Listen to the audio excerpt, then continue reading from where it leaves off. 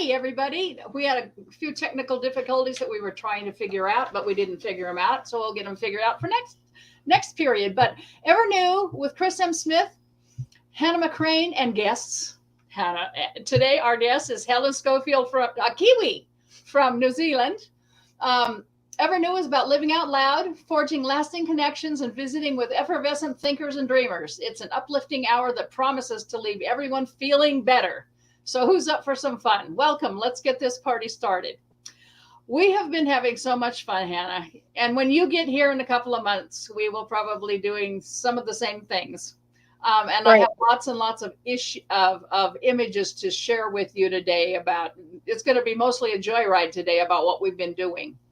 But I know you've had some a joyride yourself. Trust me, I'm a director. Tell us a little bit about that. And later on, we're going to see some actual video of this, but we couldn't get it to happen today. So go ahead, Hannah. Yeah, if you're one of the kids who was in the show, I'm sorry. We've been having so many technical difficulties. We can't get the stuff to show, the video that I took, but hopefully we'll be able to do it next time. So, trust me, I'm a director. For the past 6 weeks, or I guess 7 now, I was working with a group of teenagers to put on a show called Back to the 80s. And basically, it's like High School Musical, except it takes place in the 80s. It's kind of like a review of all these 80s songs. You know, we built this city, Walking on Sunshine. What others? Wake Me Up. Get Out of My Dreams, Get Into My Car. It's a fun show. It's so much 80s, and they did a really good job. They did the show last week, Thursday, Friday, Saturday. And what age group are we talking about? We're talking mainly like 13 to 18. Ah, okay. But since they're mostly minors, you know, in the videos that hopefully we'll be able to show next time, can't show their faces, unfortunately. Ah, okay. So it'll just be music, audio, singing. It'll be me doing some behind the scenes stuff, kind of like taking you through the process a little bit. Okay.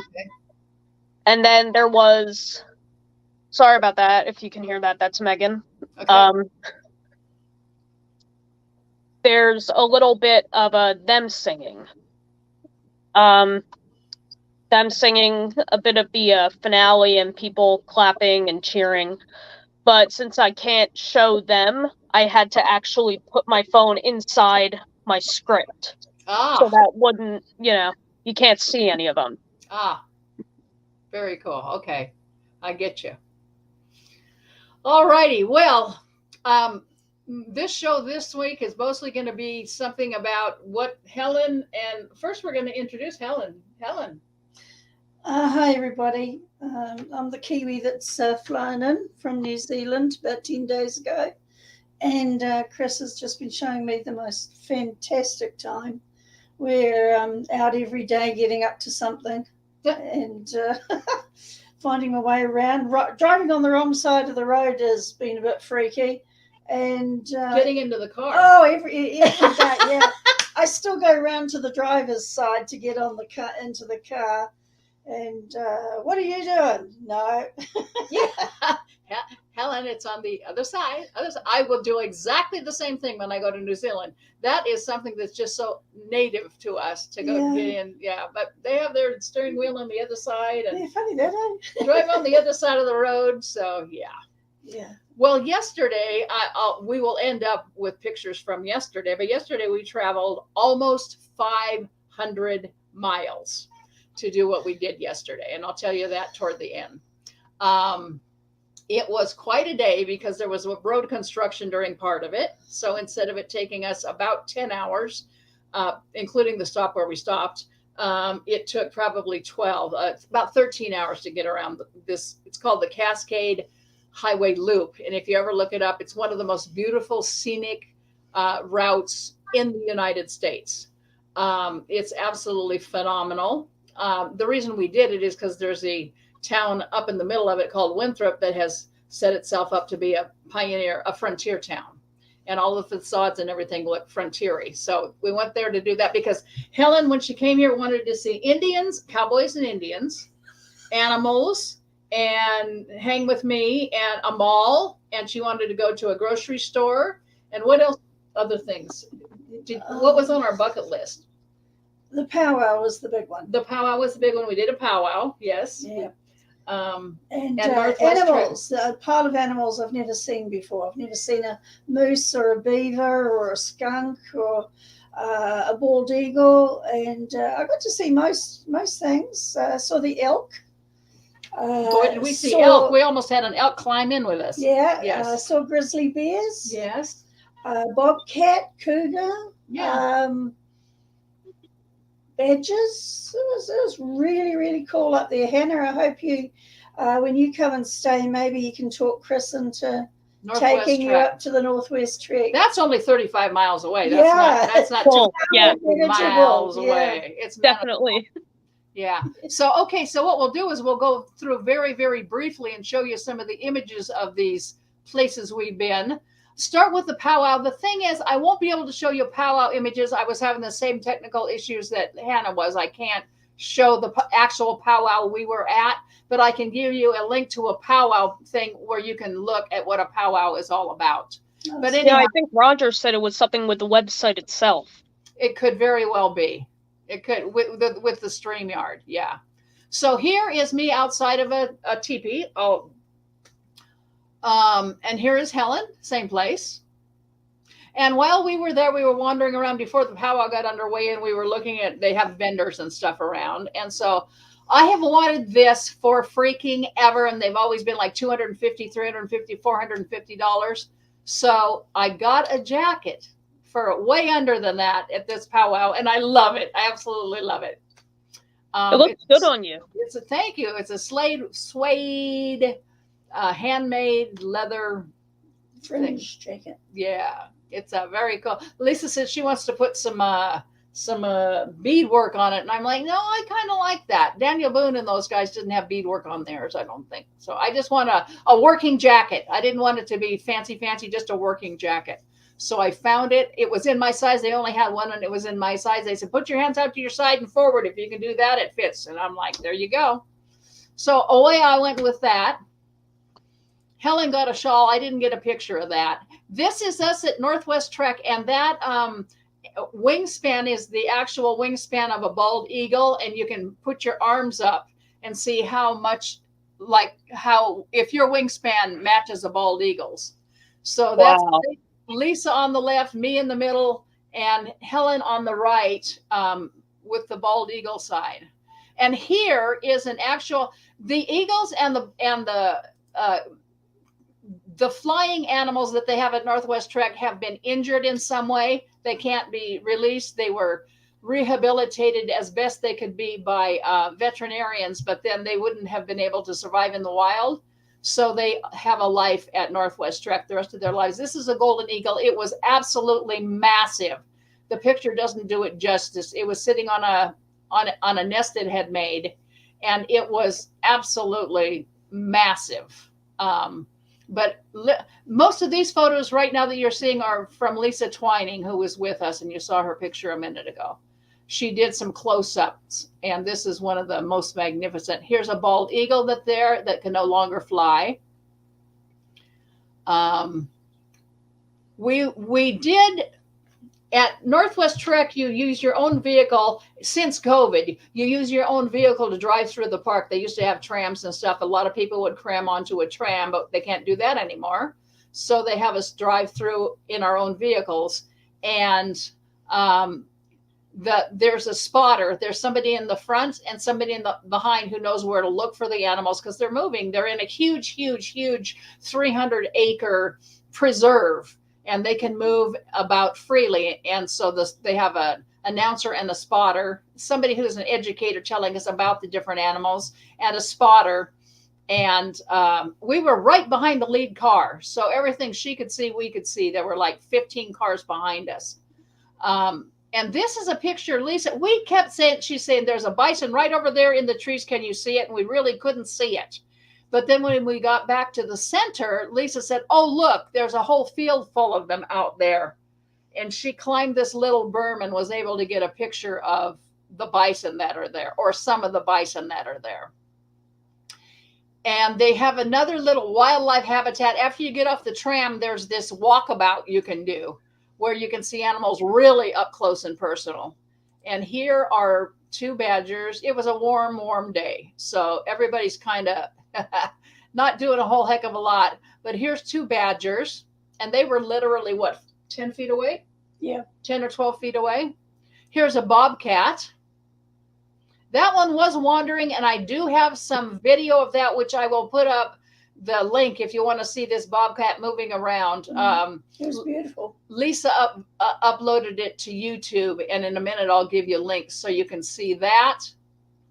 This is I call this a soft touch card. We could not stop during the tram. We had to keep moving, and Lisa was taking pictures out the side of the window. Even though it's a tiny bit out of focus, it looks like a soft touch card. And this was a young black-tail fawn that was literally right outside our window when we drove by. They told us that they didn't want us to stop at any stage. They wanted a small amount of distance between all the cars to discourage any animals from getting in between. And laying down and stopping the whole thing from happening. Yeah, that's right. So yeah, that makes sense. Moving. Yeah, we were listening to the broadcast on the radio in the car. We tuned into a particular channel, and so that's how we could hear what the spotter was telling us about the animals. And the spotter who was talking to us also gave us like the natural history of the animal and the dangers they are facing, and helping us understand the value and the importance of wildlife and keeping their habitats. And these are two grizzly bears. They were quite a ways off, but Lisa had they weren't too far away that they couldn't have come up the hill and got us if there wasn't a fence there, because they can travel really, really fast. But again, it was a hot day and they were just like, okay, this is what we're going to be doing today. But Lisa was able to catch these images of them. Here was an otter that just came out of the water. They were at Northwest Trek. You can view them from above the water and below the water. Really? These otters kept diving into the water, which you could watch them dive and then right around and then jump up on the rock and dive again. And then there's an elevated place about 8 feet above that you can go above and you can watch just from the top down. And that's what we did. I was going, I don't know if you can hear that. I was whistling. Yeah. They were like, oh, what is that? What is that? And so they were listening to what is that whistle sound, because it sounded like them talking to each other. So they stopped and looked up. At one point they stood up, but she didn't catch that image of it. Here is a sleeping cougar at Northwest Trek. And again, this is in the walkabout where you can look into their large enclosures and spot them. Here are the elk. This was a herd of, I'm going to guess, 15 to 18 elk. Young males that were in a wallow just staying cool, and they were literally right beside our vehicle. This one guy right here, he shook his antlers as I went by in the car I was driving, which was Lisa's vehicle, and it's a new vehicle, and I thought, please don't, you just stay right there. don't come over here. They were literally on the same road we were when we were there. Here is a mountain goat, again on that tram journey or on the vehicle journey. We couldn't stop. We had to keep going. We were not allowed to go more than 5 miles an hour. So it was a slow trip. It took about an hour to get through it. Hannah, we have to do this. If you love animals, we have to do this when you get here. It sounds like a plan. Yeah. People are awesome. Aren't they great? Yeah. We have many more images, but I kind of caught what I consider the best of Lisa's that we could do, at least in time for this show today. Okay, and then yesterday, we took, as I mentioned earlier, a 500-mile round trip loop to go to this place. And this is called Winthrop, Washington. If you've ever heard of Leavenworth, Washington, it turned itself into a Bavarian village about 40 years ago and became a huge tourist attraction. Well, up here at Winthrop, they decided to do something similar. They started out with one street, but it's not a Bavarian village. It's a Western town. It's a Western town. All of the facades, all of the frontages, all of everything. It looks like you walked into a pioneer town, except there are cars driving around instead of horses. So this is me on the boardwalk. It looks like a Western set. This is Helen and me on the boardwalk. Isn't that amazing? I feel like Dee would have loved that place. Absolutely. Absolutely. Here's Lisa, who was the photographer of the Northwest Trek. Now, some of these images are Helen's that we're coming to now. So that's a cowboy. I think he looks like Elko Jones, which is one of Helen's favorite cowboys. So she took a picture of that. Naturally. He passed away not that long ago. So that was very cool. Oh, I'm sorry. Yeah. And he was what, 96? 93. 93. Good long life, but yeah, he went too soon. And then here's another cowboy at an ice cream shop, of course. So he's got an ice cream cone. Helen bought us ice cream there. Oh, she won't allow me to show this photo, but she said, I want to taste ice cream I haven't tasted before. And there was licorice ice cream. If you've ever had licorice ice cream, it turns your lips black, your tongue black. It turns everything black. I mean, it's just amazing. A mistake was made. Wonderful. And I have an image of her that I will treasure forever that she won't allow me to show you, but it's hysterically wonderful. Covered in it. She was covered in it because you can't, you don't realize how much ice cream gets on your lips until. What was the other flavor? I don't remember what the other. Mousse. Chocolate mousse? Mousse footprints. Mousse footprints. No, Moose Tracks. Moose Tracks. It was vanilla ice cream. Oh, Abby loves Moose Tracks. Peanut butter and chunks of chocolate. And these were all homemade. They weren't. Oh, wow. Yeah, they were all homemade. Yeah. Here's another carved wooden Indian. It gets better. It gets better where this is just, I'm just showing some of the ambiance. And of course, they have one of these cardboard cutout things, which you can stick your faces in. And Helen and I did that. Lisa took that photo. Here is the Winthrop Hotel as an example. That's a real working hotel that they turned into, looks like isn't that amazing? Wow. And I think the last image I have to show today is this one. And again, they just turned everything into, they call them emporiums. And they have all these little specialty shops that you can go in and shop. Helen got most of her souvenirs, I think, in Winthrop. Yeah, I got all sorts of good stuff. Yeah, for the people when she goes home, she's got some goodies to show them. Even a dragon from the dragon collection. Yes, she's a dragon collector. So she found a dragon. Yeah, all things in a cowboy shop. Yeah. So let's go to the comments. I know I haven't given anybody a moment to even think here, but let's go into and see who's joined us today. Bogus the Clown. Oh, no, I think wait a minute. Okay, here we go. That was the earlier show. This is our Russian gal. Hi, Tina. Glad to see you all. The photos are wonderful. Well, if you ever get over here, you know where we're going. Janet Wicks in UK says hi. Hi, Janet. Jano. I'm back in between celebrating my 70th birthday and attending my class of 70 reunion. I've been busy, but fun times. Your pictures look great. I felt happy birthday, Jano. I felt your birthday wishes last time we wished her a happy birthday and put a picture of her up when she was 6 or 7 years old. That's what she was talking about just now, 5 seconds ago, when I wished her a happy birthday. Yes. No, that's good. So I was like, this is your friend isn't this Deborah? Does the ice cream taste like kiwi ice cream? Yeah, pretty much, actually. It was really good. Oh, and your sister just said it. My sister loves Moose Tracks. Yes, she does. Yeah. Oh, I have question. Anybody wants to ask questions about New Zealand? Now is the time. We have our resident expert on New Zealand right here. Well, I'm a Kiwi. Yeah. So when I get to New Zealand in a couple of years, I'm going to go to Hobbiton Yes. And down where Peter Jackson has his studio. Yeah, Weta Workshop. Yeah. So they're gonna reciprocate and take me all over wherever they can in New Zealand, and during the time I will be there. So that's my joyride. I'm not sure we have a whole lot.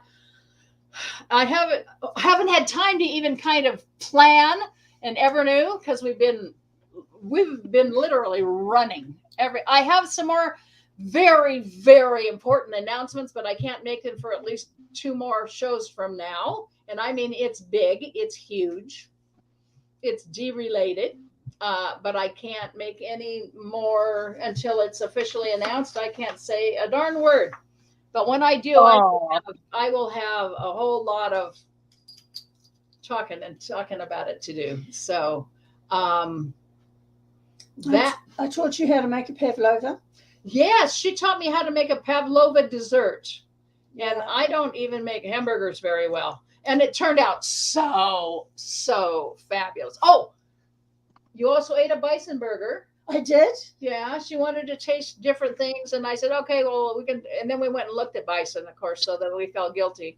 But yeah, she had a bison burger. We went to a shop that sold meat, and you could buy rattlesnake, alligator, frog's legs, elk, venison.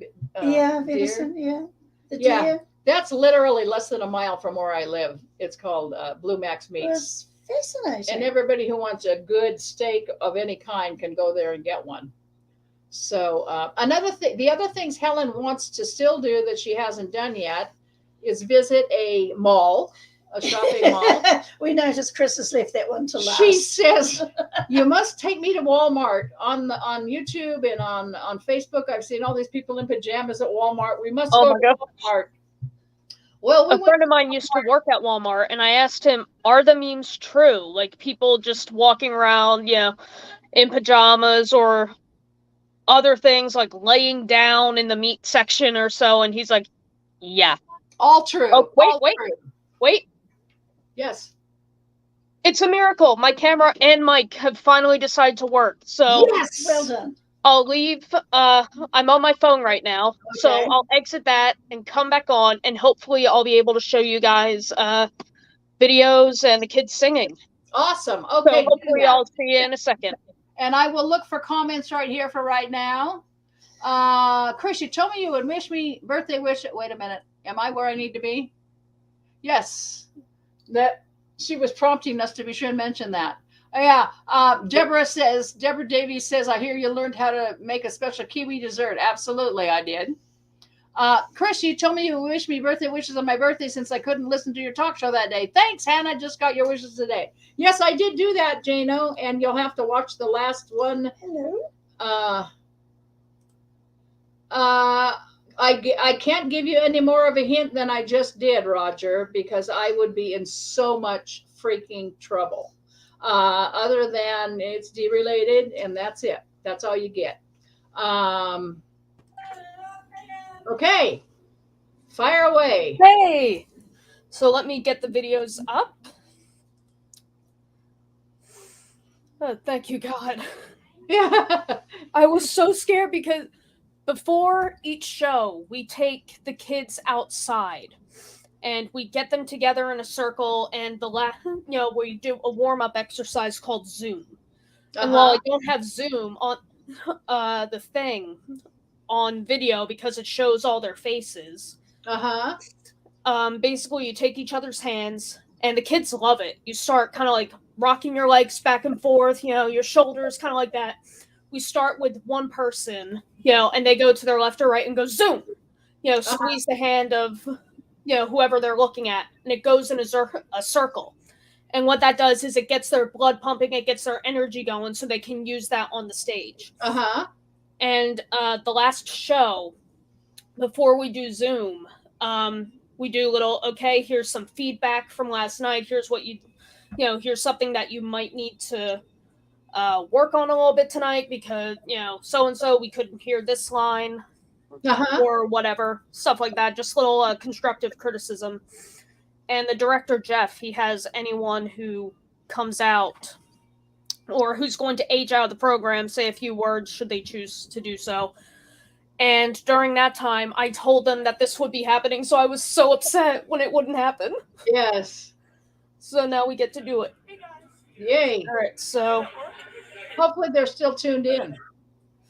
okay, so let me know if you can see it. I can see that.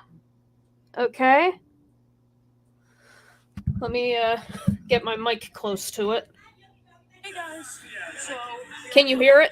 Yeah. Turn it up a little. And I'm just going to show you on stage for a minute. Scaffolds are on main set that will be rolled around a lot. And how you can tell where they're going to be rolled is by these. Hold it a little closer Right here, they're labeled to the microphone. show. The yellow ones. Then we have the orange ones. And those are called spikes that show where any pistol set is going to go. So I'll see you in a bit. Could you guys understand that, or do I need to reiterate? Because I can reiterate at the end of. Yeah, go ahead and reiterate. I turned it up and could hear it at the end. I turned it up and could hear it let at me the turn end. my mic up. Okay. Okay, so basically, I was on stage, and you could see a big projection behind me that said "Back to the '80s." Okay. What is that noise? Is that thing on are these things on your computer too? Because you can share your computer. Oh, okay. No, they're not on my computer. I should have done that, but I was stupid. No. So basically, the thing behind me said "Back to the '80s." It was projection. Uh-huh. And there were a lot of there were two scaffolds, scaffoldings on the set, yeah. big and tall ones. And that was our main, those were our main set pieces. Those were going to be moved around a lot. Okay. And basically on the floor, there were these little things of tape, kind of like in that shape, like little angles. Those are called spikes. And what the spikes do is they mark where exactly the scaffoldings or other set pieces are going to go for each individual scene. Gotcha. So, for example, there's I don't think those were on spike at that point. That was the first day, but there's spikes that say like top of the show. Mm-hmm. So it's like as soon as the show starts, these scaffoldings need to be in that specific spot. There's a party scene in Act 2, so there's other spikes that'll say party. Mm-hmm. So you move the scaffoldings to line up with the spikes. Does that make sense? Gotcha. Yep. All right. So let's try it again. So that big thing that's back to the '80s, that's called a cyc. And what the cyc does is it blocks off an area of the stage so that the actors can exit from, say, the left side of the stage and come back out on the right. So I just went back to we have prop table over there, and down here we have this yellow line, and that is there so that basically if you cross the yellow line, you may cast a shadow onto the cyc, so then people can see you, or you might actually accidentally move the cyc because air. So here we have our other prop table. And one of the main things with props is never touch it. There's always some kind of issue with that. So we'll see what happens tonight. Opening night. It's going to be an experience. Could you understand that? Yep. And if you can't turn your speakers up, folks, I turn my speakers up to hear it. Yeah, my mic's all the way up. Let me double check my phone. Yeah, all the way up. Okay. Sorry about that. If anyone couldn't understand it, the thing that said back to the '80s, that's called a cyc. And what I did, where I was filming there was behind the cyc. The cyc blocks off a certain area of the stage. And that area allows actors to enter from, say, stage right and enter back on stage left. so you don't have to leave the building and run around. Right. Yeah. What we also kept back there were 2 prop tables, which sound exactly as they are. Tables where you keep your props. Some prop tables, depends on who's doing it. It'll be very organized. Like there will be taped off sections, that will say like guitar or something, and you put a guitar there. There was a guitar on one of the prop tables. That's why I say that.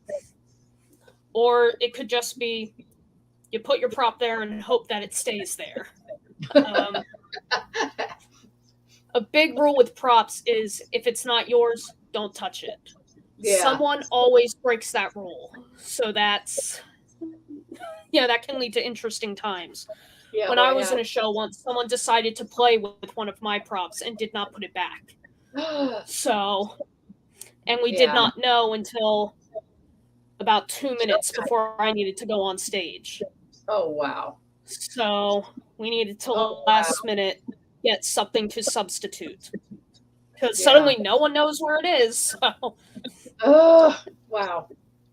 Yeah, if you saw a little yellow line taped on the floor, that's for the psych. If you cross that yellow line, a shadow will be cast onto the psych, and the audience can see you crossing or even doing a quick change. Which is a change of costume that needs to happen in like 10 seconds or less. Right. I'm sure no one wants to see that. I'm sure the actors don't want people to see that. Yes. Yeah. Plus, should you cross the yellow line, you might actually end up moving the psych. Because when you walk past the psych, it creates a breeze, and the psych kind of like goes like that. It's like a ripple effect. So knowing that, if I go to a show and I see the psych kind of moving, I'm like, someone's behind there. I've seen that. Fourth wall is broken. I've seen that happen in a live show. Yeah. What else? You know what that was? Yeah. Yeah, I have a few more things. You have some music? Yeah, I have a small bit of music. Okay. The rest of them I can just talk about because they're pretty short videos.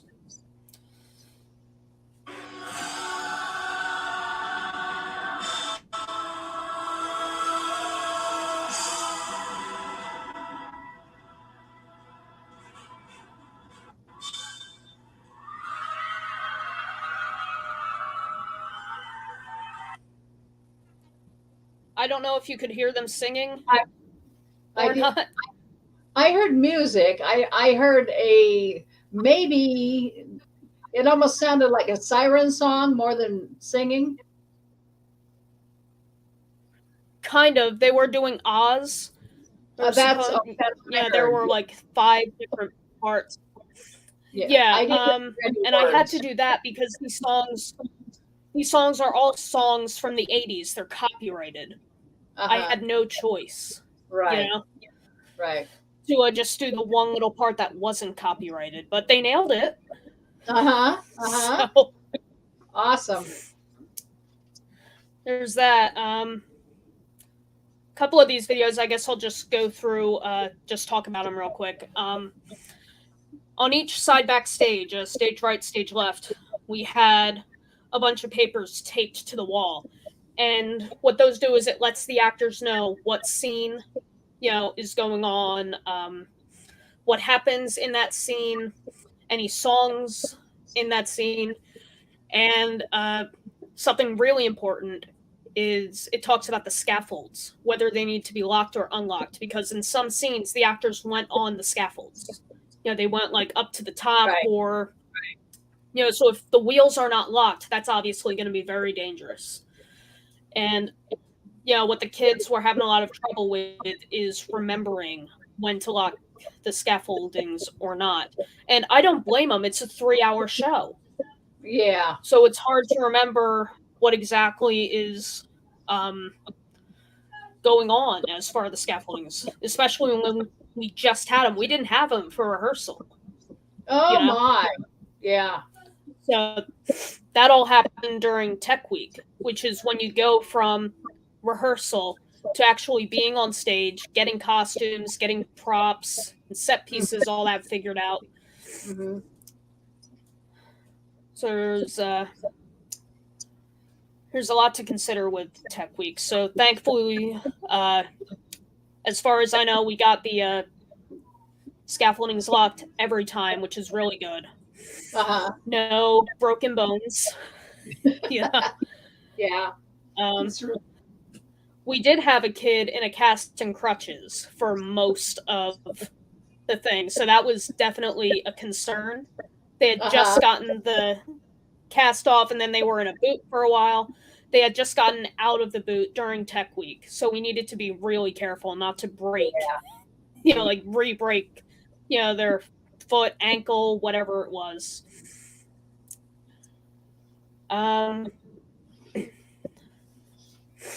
Backstage, what happens a lot is there will be an extra script, or someone will be like, yeah, you can use my script, so that the actors can real quick look over a scene if they have trouble with it, especially for a longer show like this one. The last night, that's always a little interesting because there's always chaos with the scripts the last night, because you got to get your scripts back. You got to erase everything that you've written in them, because the actor, they need to write down everything. They need to write down their blocking, which would be their direction, their cues when they come in and out, any kind of musical direction. Like, okay, the director doesn't want us singing this note anymore. He wants us singing this note. Or the director doesn't want me singing with the altos in this song. He wants me personally to sing with the sopranos, stuff like that. And these scripts are expensive. So getting the kids to erase them and then return them and figuring out who returned the script and who didn't, that's an adventure in and of itself. Yeah. But then when you have an extra one somewhere and you're like, is it still there? If it is, whose is it? Do they still need to erase stuff? How many of our people watching have actually been in a play and know what this is, all this backstage talk is all about? I'd love to hear that.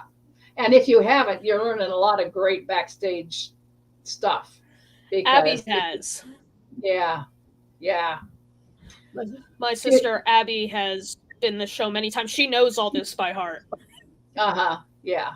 I've been in plays, and I'm also, if you watch the TV series Glee, they have a lot of scaffolding acts where they have to move scaffolding and people climb up on scaffolding, and you have to be sure it's all locked in place. So you see some of that. If you watch Glee, you saw some of that too. But it's amazing what goes on backstage, and it all looks so seamless and so easy, and yet, crazy things are going on backstage to help you understand, to help you to present the thing. So it's amazing. It's crazy. They have Tech Week is all right. Okay. Yeah. Roger wanted me to give more detail, and I said I couldn't. So he put whatever. Anywho, I suppose I should read an excerpt from my book, because a lot of people tune in to hear some D stuff, and I can't tell my important D for a couple of weeks still. So you have an excerpt ready? I have a kitty right here who one of my friends passed away not that long ago, and I have adopted a new kitty. Her name is Miss Kitty. All we needed now is a Matt Dillon, and we'll have a full family. But this is Miss Kitty. She was all alone for 49 days. I was going in to feed her, but she was real standoffish and scared. She didn't know me. And about the last 3 or 4 days I was taking care of her, she said, "Oh, you're kind of nice. You clean my potty box and you feed me." So when we were looking for a home for her, I decided to bring her in. So she's our new, and she has adopted Helen. Oh my gosh. She loves Helen. It's been quite funny, just the fact that she climbed up on me now, and I've been petting her. And I thought, gee, that's lovely, until I realized that while she's sitting on my lap, she's got a perfect view of Chris's huge Aquarium. aquarium here. So she's getting to see all the fish going past. So she's, Is that what she was doing? well, You think she yeah. was? I think there's part of it as well as all the petting. Yes. Anyhow, I'm going to have to bring her over there. Hanley, did I read security guards and mistaken I've notions? talked about it before, but neither of us could remember whether Oh, you had okay. or hadn't. Oh, can anybody In the remember? comments, guys, does that sound familiar? Chris having to deal with security guards? Yeah. Does that familiar to any of you who watch all the time? If not, I'm going to read it. It's pretty short. So, but I do want to have some D stuff going on for now. I'll just go ahead and do it, and you can say heard that one, and then I'll jump to something else. I have a bunch of stuff for October because October Trek, we had so many October Trek shenanigans going on at various conventions. Lots and lots of funny stuff out of the book from that. So, but anyhow, this is about one time at the end of March, I called Carolyn to see if she and Dee would be attending the annual Equestrian Celebrity Horse Show Star Trek Night hosted by William Shatner.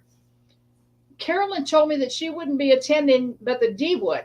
Her bunions were killing her and she was going to stay home and soak her feet. Then she said, but you go ahead and look for Dee. You can give him a hug. I drove to the horse show with a friend. We wandered around stargazing until the event began. It seemed that every star from the original series was in attendance, as were several of the stars from the next generation, including Brent Spiner and Marina Sirtis. My friend and I walked over to the area where the Trek stars were all sequestered in celebrity boxes. I had purchased a stuffed bunny and had written a little note on it for Carolyn. The note read, "Somebody loves you and missed you tonight at the horse show, me." I was planning to give it to Dee when I saw him so he could transport it home to Carolyn. The problem was I was unaware that where Shatner and Nimoy are, there is something known as heavy security.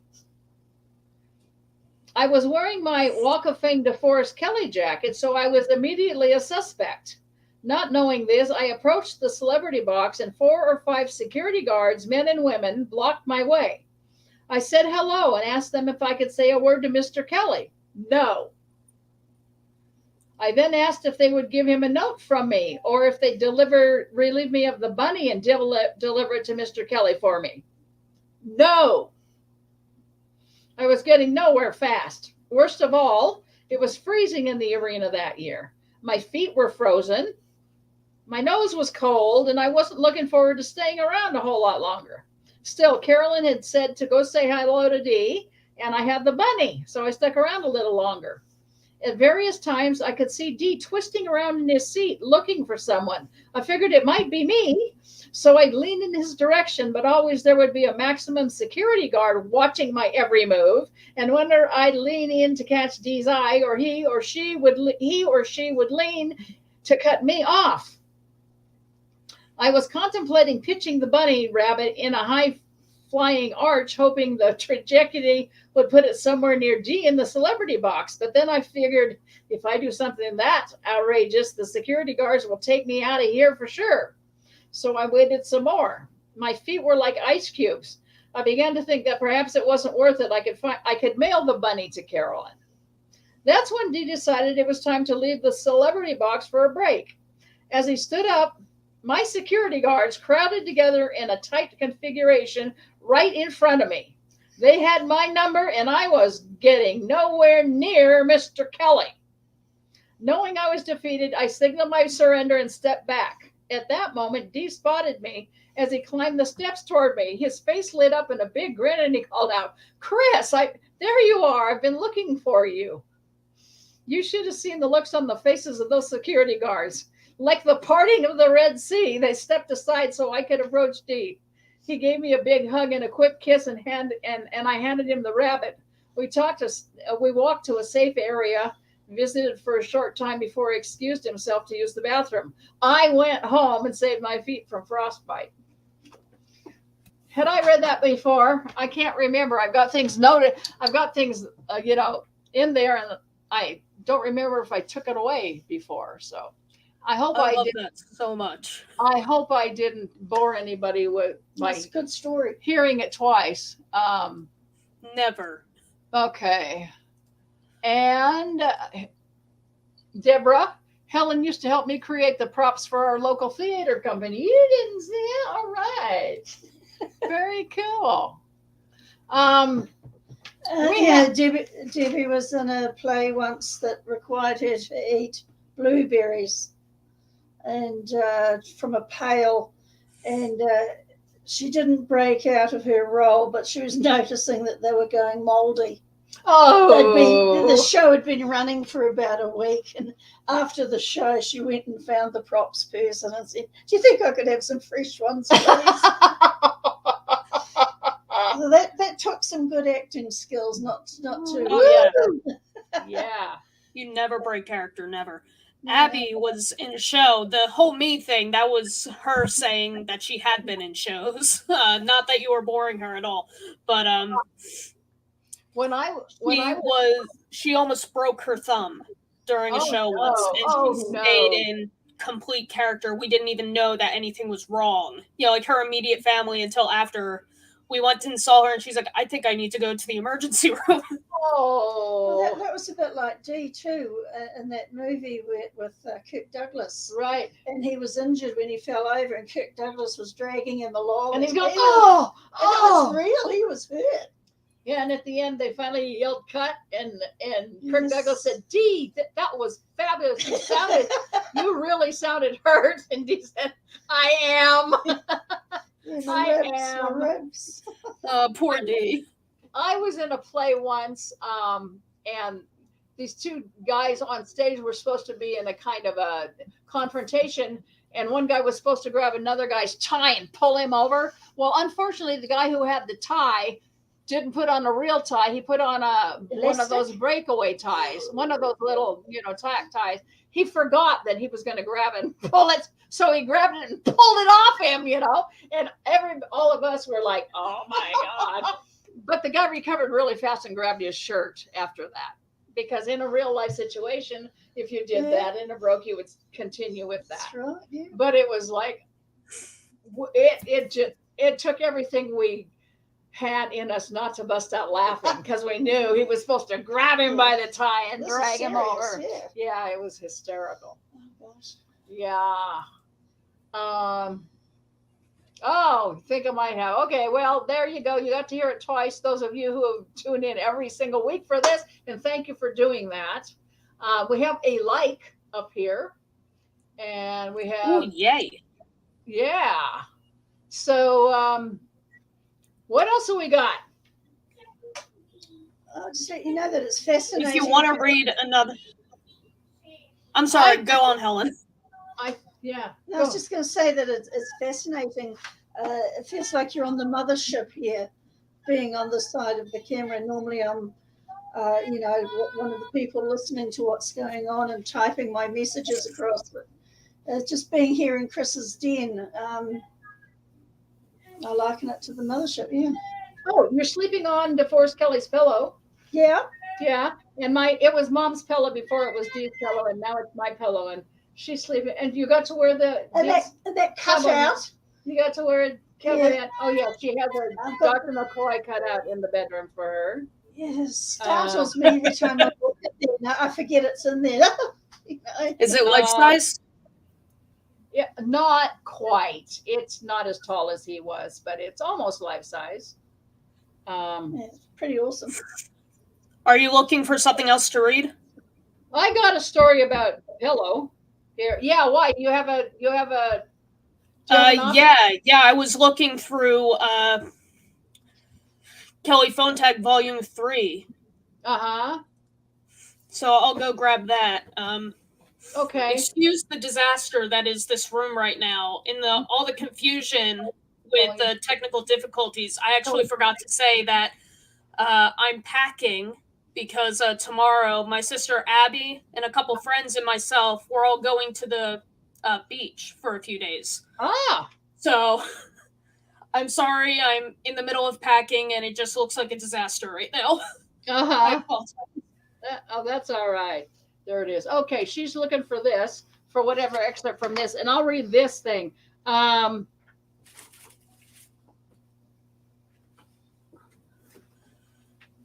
I'm jogging back and forth between Dee and Carolyn's hospital rooms, helping them. And so at that point, then I went back and put Carolyn's leg brace back on. As I was whizzing back to Dee's room for the umpteenth time, the head nurse asked me, "What are you doing?" I said, "I'm running a bathroom relay between these two." She said, "You don't have to do that." I said, "I'm loving it." She said, "Then carry on." After that, Dee was going to shave, but suddenly decided, "You shave me." I said, "Oh boy, this is a first. This makes me nervous."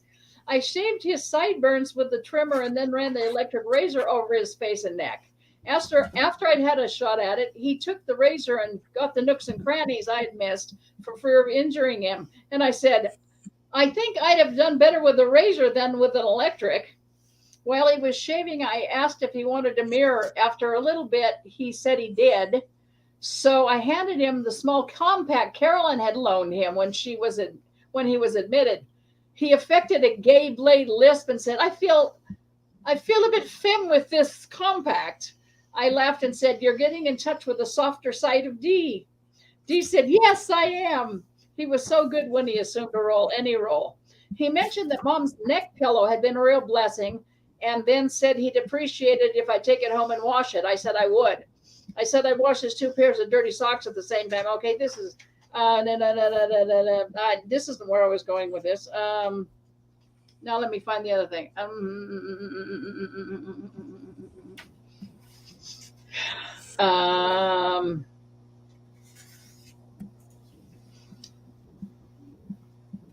I got the pillow back to him. Okay. I went to the Kelly's home momentarily to be sure everything inside was good and that there were no important phone calls. Then I drove to the hospital. Dee was in bed with his gown hanging down from his chest. He was almost lying prone. So I asked if he wanted to sit up more. He said he did. I raised the head of his bed. Then he said, "I called you twice, but you were already on your way. I wanted you to bring Bill Shatner's phone number with you." I said, "I always have your phone book with me, so I have it if it's in there." He asked me to dial Willie Boy's home number for him. Say it's DeForest Kelly calling. I called Shatner's house. A housekeeper answered the phone. She said he wasn't there, so I asked for his work phone number. I called and reached his assistant, Stephanie. I said, "Hi, this is Chris Smith calling for DeForest Kelly. Is Mr. Shatner there?" She said, "No, he isn't. He's out of town until Wednesday night." "This is Stephanie." I asked, "Dee, do you want to speak with Stephanie?" "Sure." I handed him the receiver. "Hi, Stephanie. Would you have Bill call me back when he gets a chance? I'm here in the hospital. We're just where nobody likes to be." She asked what for, and he said, "Oh, I've been fighting the cancer thing for over a year now." It was news to her, and when he hung up, he mused, "Bill didn't tell Stephanie anything about my cancer."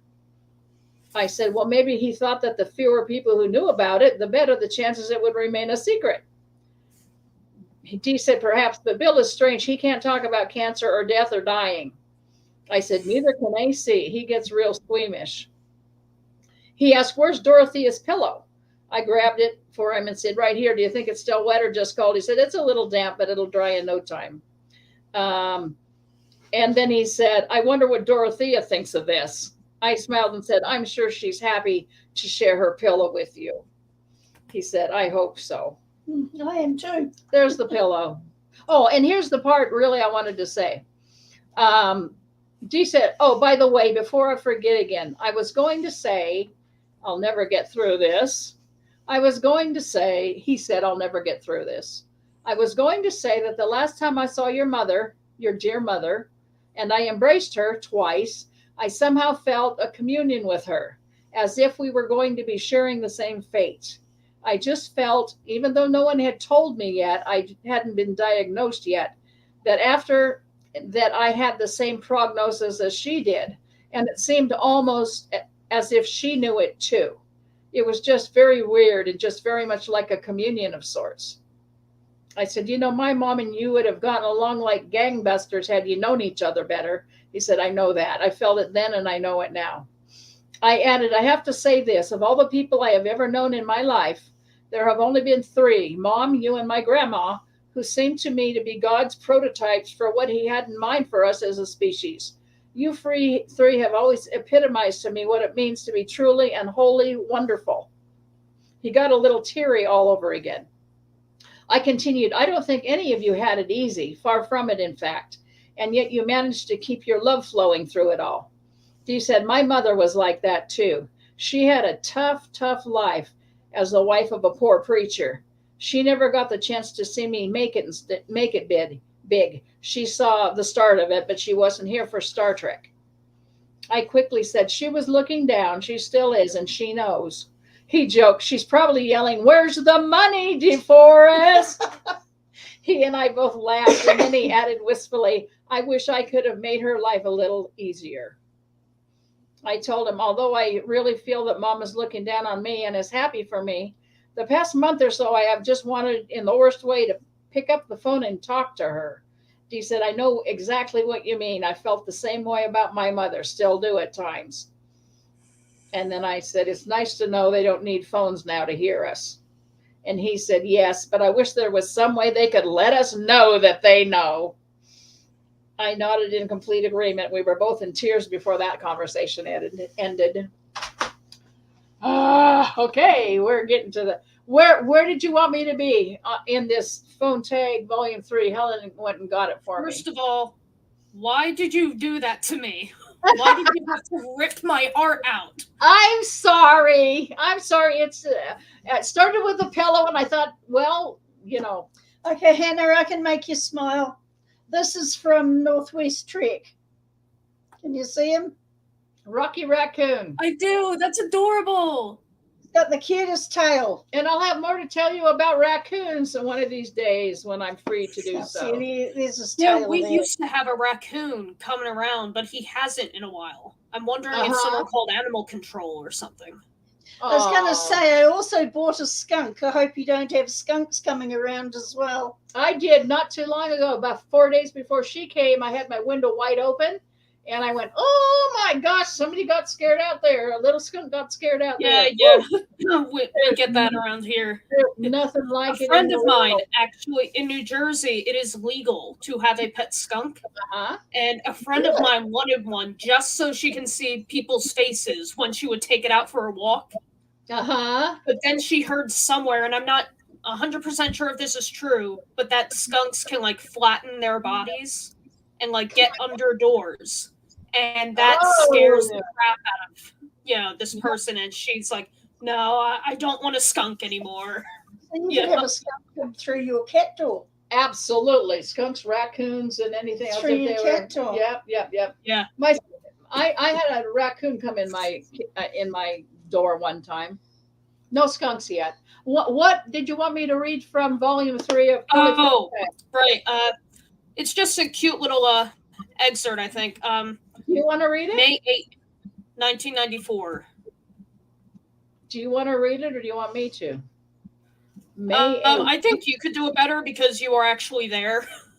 May 8th. If you don't mind.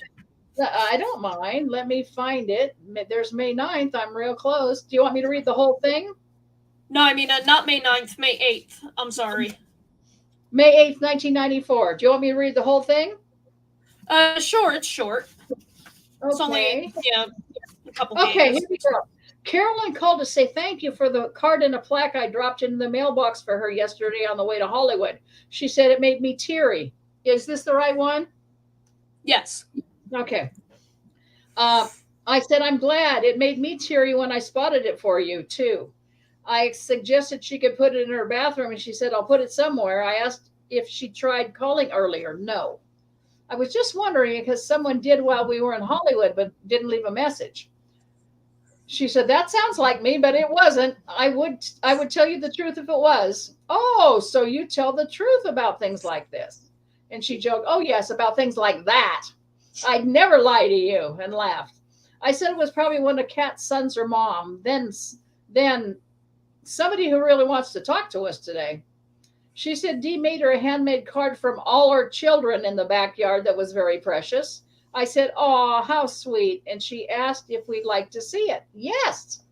She said she'd put it in the mailbox so we could see it. I said, we'll have it back to you the very next day. Promise. She said, okay. She said, all her children are out in the backyard this morning. And I said, that's only fitting on Mother's Day. She rattled off the roll call. 4 squirrels, doves, songbirds. I sighed Carolyn's Zoo, and she laughed and repeated that to Dee. I asked, have you seen the little Susie Zoo cards? Cards with cutesy zoo animals on them? She said she hadn't. I said, I think the drawings are precious, but the sayings aren't usually much, so I don't get them very often. She asked how Deke is. I said, he's fine, and that next week he gets a fence for his 15th birthday, which will make him very happy. The Northridge earthquake had happened not long before this, and our fence was still down. I told her it's going in on Thursday or Friday, and she asked, don't you have to be there for that? I said, no, I'll just leave the gate open, and if they need supervision, Claude can supervise. We have to work weekdays. I told her it should only take a day and will be completed for Deacon's weekend. Carolyn called back a bit later to express how wild she is about the frame, as well as the saying on the card. The same artist did the little flower frame who did the calligraphy, I think. I told her the calligraphy is not as good as hers, but then I didn't want to ask her to do the card for herself, and she laughed about that. She said the artist's calligraphy is just as good as hers, just not the same style as hers. I said, I still like yours better. She said, I just love everything about this, everything. Thank you again. That evening, she called and Kat answered the phone. Carolyn asked, are you watching Channel 4 right now? Entertainment Star Trek salute. Kat said, I sure am. She said, okay, I just wanted to be sure. So are we. Bye-bye. Oh, I thought this was the one where for Mother's Day, Deacon, there had been this possum visiting our backyard. And no, Deacon I had gone into Deacon's backyard and there were baby possum tails in his kennel, meaning he had been eating possums, like a possum a day for days and days and days. Yeah. And on Mother's Day, I walked out to the cage and there was a big possum tail. So I told Carolyn, Deacon has been eating possums, and today he ate the mother possum. She goes, on Mother's Day? And I said, yeah. No, that's not cute. On Mother's Day? I said, yes. I said, but at least he ate him in the right order so the babies wouldn't starve. At least he ate him in the right order. He ate him in the right order so the babies wouldn't starve. So he wasn't above going out and catching his own meals. They came into his cage. He was in his cage. They wandered in and he snacked on him. I mean, if they go into the cage, they're kind of asking for it. Yeah, I'm thinking. Was he in the cage or did he find them in the cage? No, he wasn't loose. When he was in the yard, I was in the yard. But whenever I wasn't in the yard, he was in his cage. That's the mum coming along to see what's happened to all my what's babies. happened to my babies? Oh, anybody seen them? Oh, there's a tail. Yeah. So what was it about that excerpt that got you so much? Excuse me, Big Cat. Have you seen my children? Yes. So what was it about that excerpt that got you going? I just thought the whole thing with the animals and the little Mother's Day card that Dee made, I just thought that was really cute. I'm reading along and I'm going, oh, I know why she picked this one. It's the Mother's Day possum. It's the Mother's Day possum story. And it wasn't. I have a warped sense of humor, but not that warped. That's funny. Okay. Okay. Well, we've been at this an hour, and I don't know that unless you have another favorite excerpt or anything, we have Kiwi questions. If you have any questions about New Zealand, we have someone here who can tell us. I have a right question. Now, you realize, yes. Helen, did you experience any culture shock? Driving on the other side of the road. That's a big culture shock. Yeah. I can imagine I'd be freaked out. People are very much the same. People are being very lovely, very kind, very genuine, interested. The fact that I've come so far, apparently I have an accent. People are picking up on. Every so often, Chris will say, how did that go? What was that? And I realize that it's not that you're going deaf so much as you can't understand what I'm saying. I'm getting better at it. Yeah. No.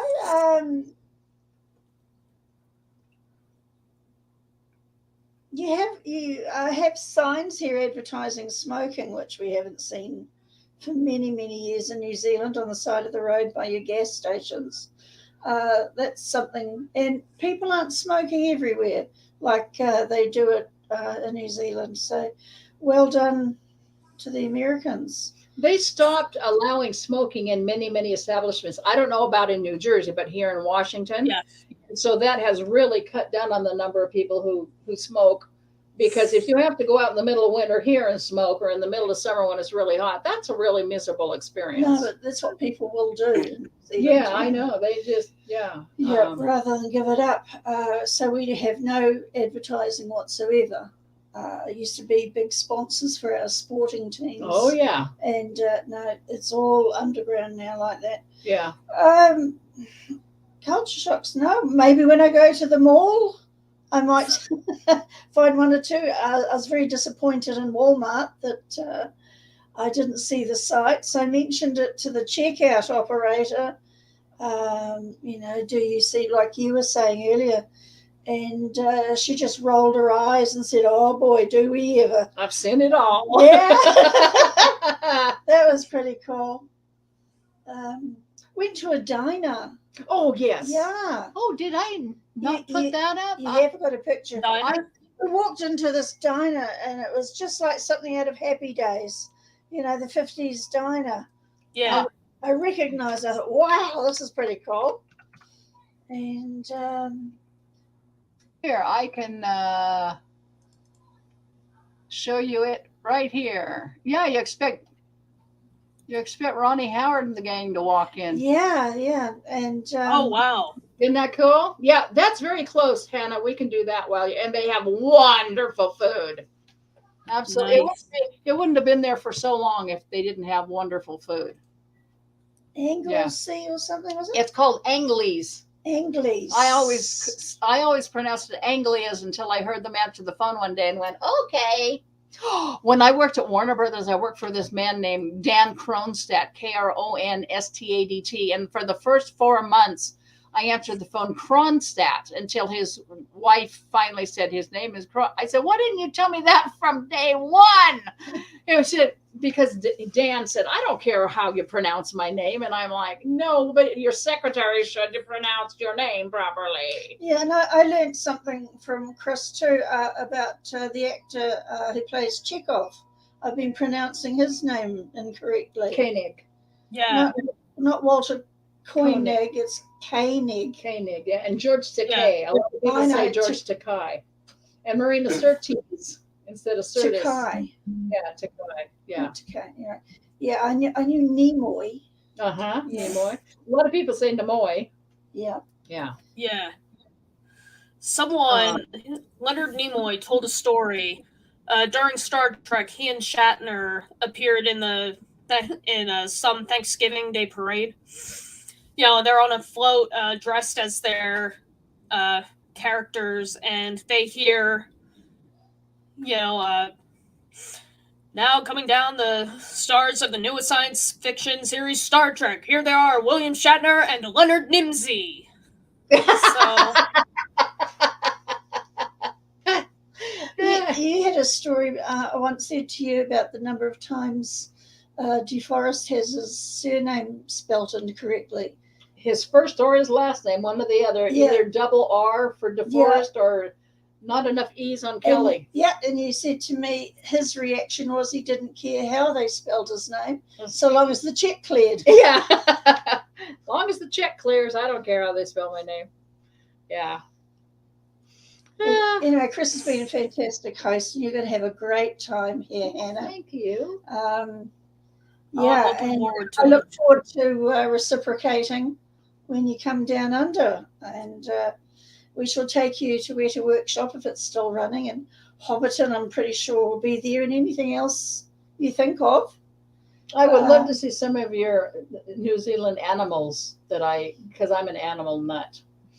Do you have like a little zoo with native, like we have for Northwest Trek? Well, I'll have to find you a hedgehog, apparently. Absolutely. We don't have hedgehogs here. We don't have hedgehogs here. No, they're everywhere at home.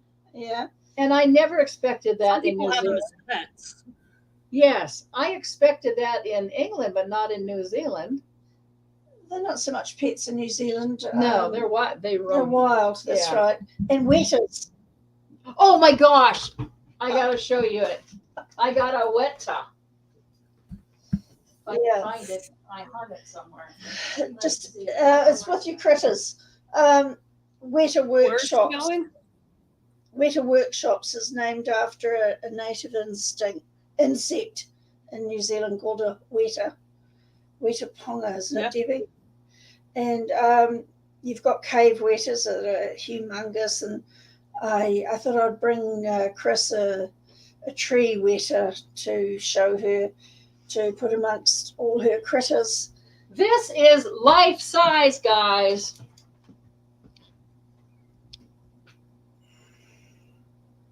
Wow. Wow. Debbie thought you'd love one. They're in her garden. Yes. And she sent me this. This is a kiwi. That's its actual sound. Does it keep going until I stop it? No, Okay. that's right. And now I have a, I don't know how to say this. I'll say this wrong. He's a fantail. No, it's also called a Piwakawaka. piwakawaka. Piwakawaka. Piwaka Waka? Piwakawaka. That's an actual sound. It's a piwakawaka, one of their New Zealand birds. Nice. Isn't that cool? Yeah, she sends me stuff for my critter corral. Or brings them when she sees me on the rare occasions when she comes, right? The first time. The giant weta Weta. is a large brown flightless grasshopper, and its species name Dianacrida literally means demon grasshopper. It is one of New Zealand's few protected insects and is now mainly survives only on offshore islands where it is safe from introduced predators. Giant wetas can grow over 50 millimeters long and weigh as much as 25 grams. Although fearsome looking, they're actually quite docile, and their diet is largely vegetarian. It leads a solitary nocturnal life, spending the day hidden in vegetation or under stones. And you said you can hear them at night. Chewing? No, they're calling to each other, Ah. like how the crickets, and they rub their legs and things. Yeah. Yeah, that's one serious bug. Would you hold it? Would you hold a live one? Debbie would, I would not, because they have little barbs on their legs, and if it touches your clothing, the little barbs hook Get in, stuck? and you can't shake them off, Ah. and they will nip you. Apparently, it doesn't hurt too badly, but I don't get that close. I don't give it its chance. I put up a birdhouse for them to breed in, and we had a whole family of these little baby ones, and they moved out because every night I'd be out there with my torch having a good look, and I think they got sick of the strong moonlight. Deborah says they are beautiful. I let them walk on my hands. They've never nipped me. You're probably not shaking them to, get off. I had a We'll see how brave Chris is. We'll find some for you. yeah, I'll try. When I studied at General Jungle and worked with the lions and the tigers and the bears, they had a huge red leg tarantula. Oh, pink-toed tarantula. I've seen them. I think this was a red leg tarantula. Anyhow, I can't remember. Anyhow, You they know, were red as big. meat? Yeah, it was big as my hand, Yeah. and they wanted us to hold one, and I'm like, Don't breathe on it. and then they told me about how fragile they were, and when you pick it up, don't hold it more than 2 inches above the ground, because if it fell off, it would break its exoskeleton and die. And by the time he kind of mesmerized me into the fragility and the fact that these Mexican redlegs really are very docile. They don't bite. They only bite things they think they can eat, and I'm way too big to eat, So anyhow, at one point I got talked into it, and it came onto my hand, and it backed down, and it built a little nest right here in the palm of my hand and sat on it. And so then I turned it like this, and I could see its little fangs just hanging right out there. Joy, And I'm like, no. oh, But I did it, and I actually got to the point where I could do it. Now here it is 40 years later, and I probably couldn't do it again because I had to really get talked into it. It was like, I was hoping to see a snake or two while I was here. yeah, I haven't. We don't have snakes in New Zealand. Really? Yeah. I think my mom wants to go to New Zealand now. Well, there's nothing down there really that's going to hurt you.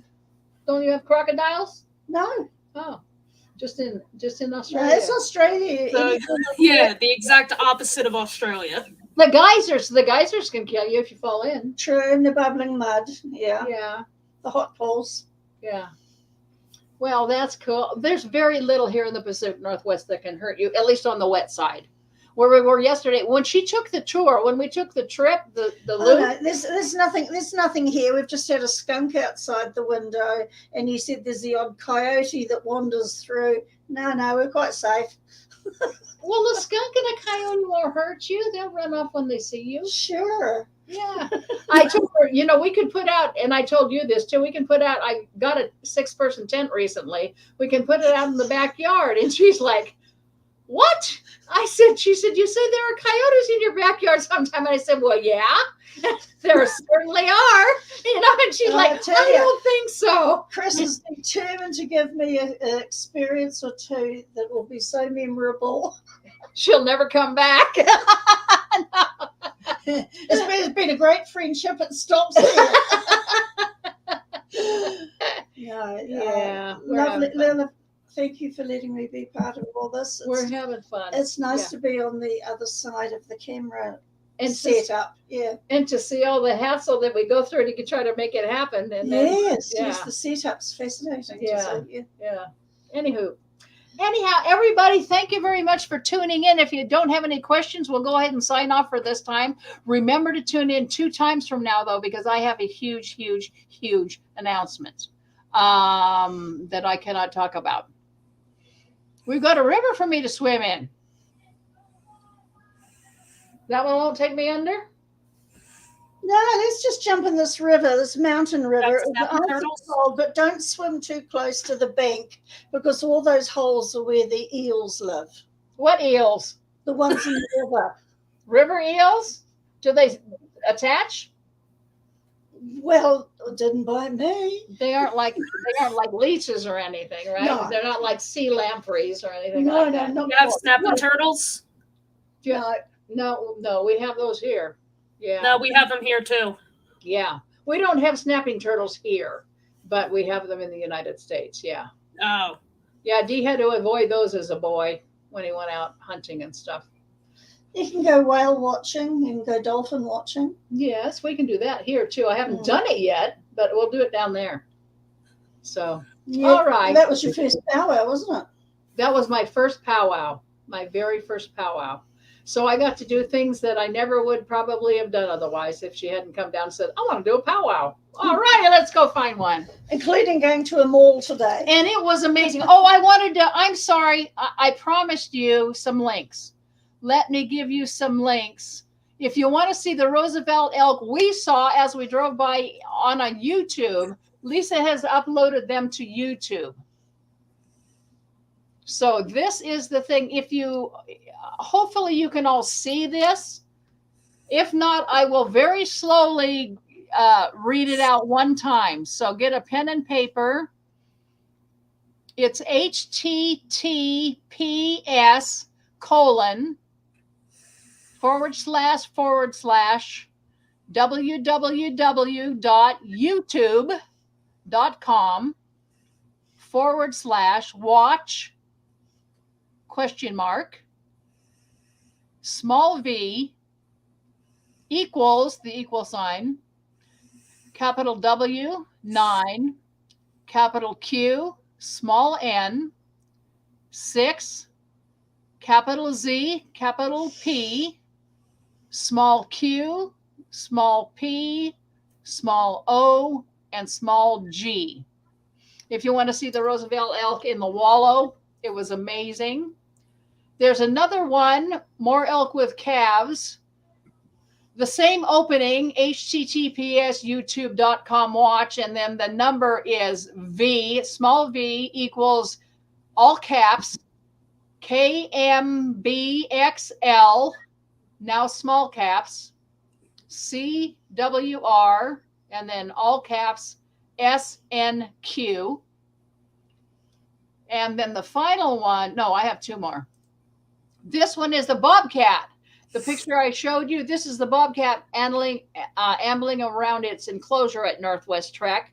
Again, it starts the same way, https youtube.com watch, and it's small v equals capital Y, small w, capital L, small w, capital K, small p, small v, 8, small c, 6, small g. That's the Bobcat.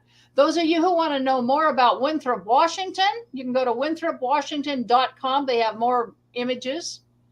And those of you who want to find out and actually watch a powwow, since I wasn't able to upload, you can go to www.powwows.com and they'll show you some of the, a few of the powwows.